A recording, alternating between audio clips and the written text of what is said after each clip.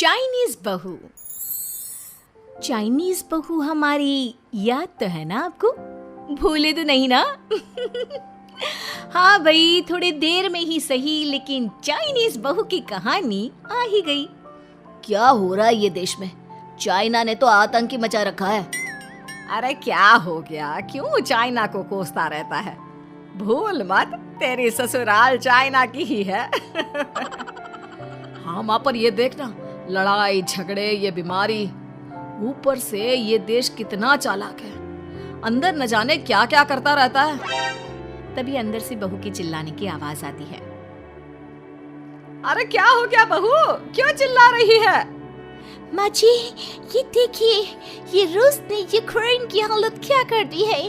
ऊपर से चाइना में 2 बड़ा लॉकडाउन लग गया है। माँ जी, अब क्या किया जाए?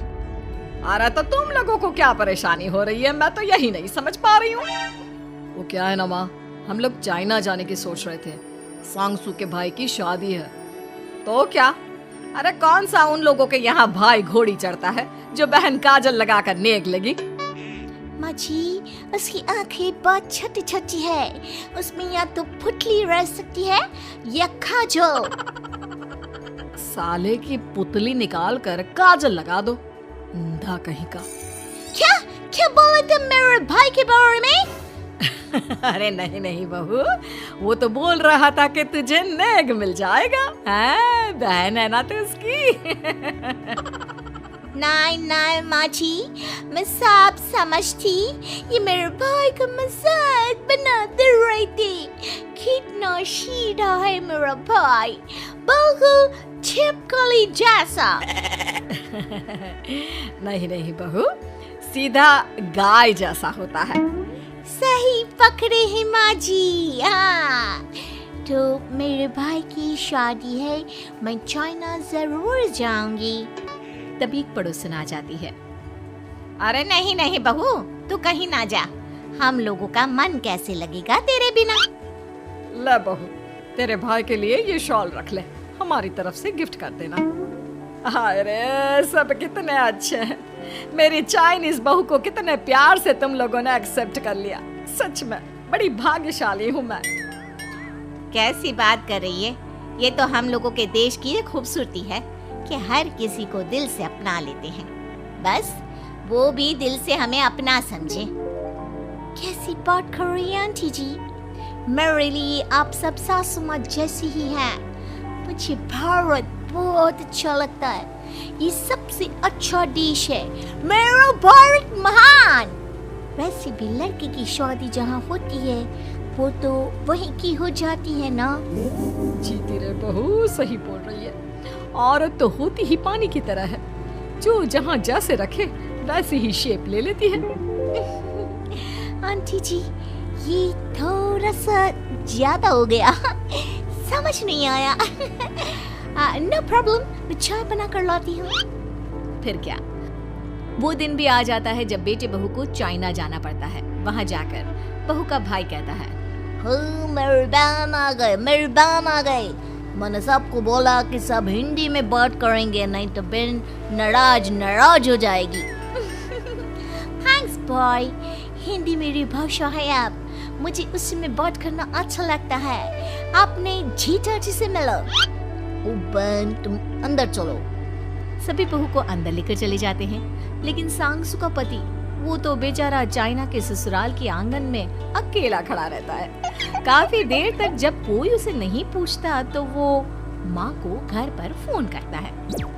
हाँ बेटा, पहुँच गए ना कुशल मंगल? हाँ माँ, लेकिन सांगसू पता नहीं कहाँ है। वो तो अंदर गई है, तब से बाहर आई ही नहीं। अरे कैसी बात कर रहा है? तो तू अंदर चला जा, तू बाहर क्यों है?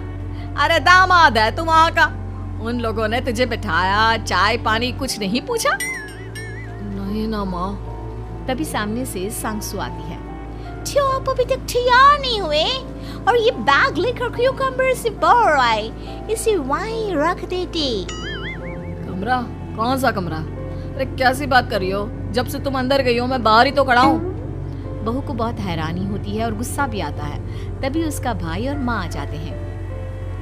अरे सांगसू, अंदर खाना लग गया है। पहले ये बताओ कि मेरे पति को किसी ने खाना या पानी क्यों नहीं पूछा? वो भारत से ससुराल पहली बार आया है, वो भी मेरे कहने पर। उनकी इज्जत क्यों नहीं की? देख बेटी, तूने जबरदस्ती जिद में शादी की थी तो हम लोगों ने कर दी, लेकिन अब तुम ये सोचो, पूरी चाइना में मैं इस इंडियन को अपना दामाद बताऊं? So sorry. हाँ संगसू, और तुम भी चुप रहना, नहीं तो वो लोग मेरी शादी तोड़ देंगे। ओह, ऐसी बात है। कोई बात नहीं, मैं बाहर होटल में रह लेता हूँ, तुम वही करो जो ये लोग चाहते हैं। कैसी बात कर रहे हो? शादी के बाद पति जैसा भी हो, जो भी हो, पति होता है। वैसे भी तुम्हारे पूरे परिवार ने, सबने बिना सोचे मेरा साथ दिया, मुझे एक्सेप्ट किया, प्यार किया। मैं अपने देश में आपको अकेला कैसे छोड़ सकती हूँ? ये हिंदी फिल्म का ड्रामा बंद करो, मैं अभी अब बर्दाश्त नहीं करूँगी।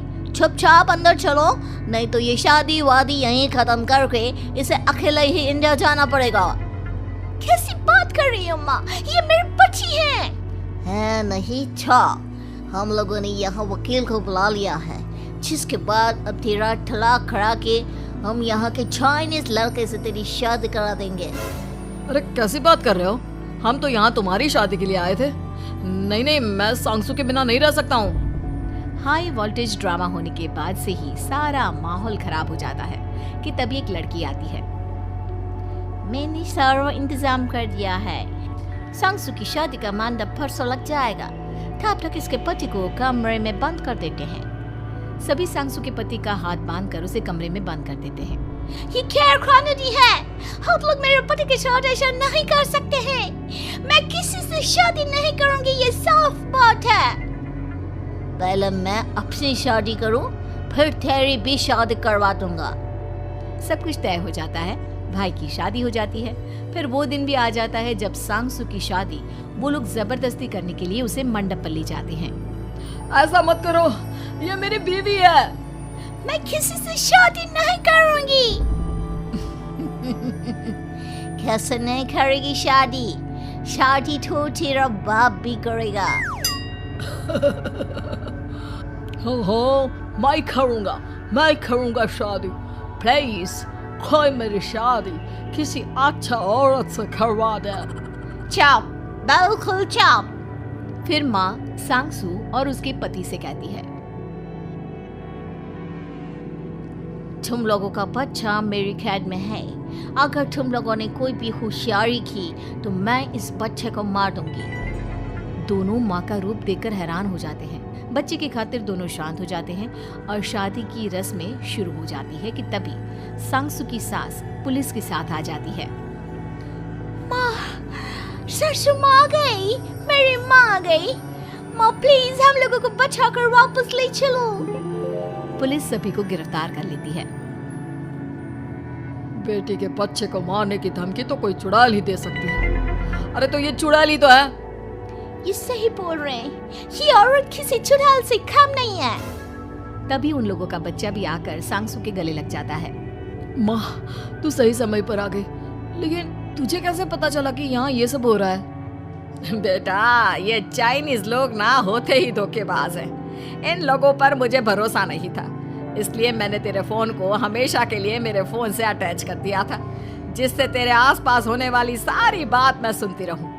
उस दिन भी मेरी तेरी बात हो रही थी तो तेरा फोन ऑन था, मैं सब समझ गई थी। मुझे माफ कर दो। नहीं, बिल्कुल नहीं। चलिए माँ जी, इंडिया वापस चलते हैं। आज के बाद मैं यहाँ कभी नहीं आऊंगी।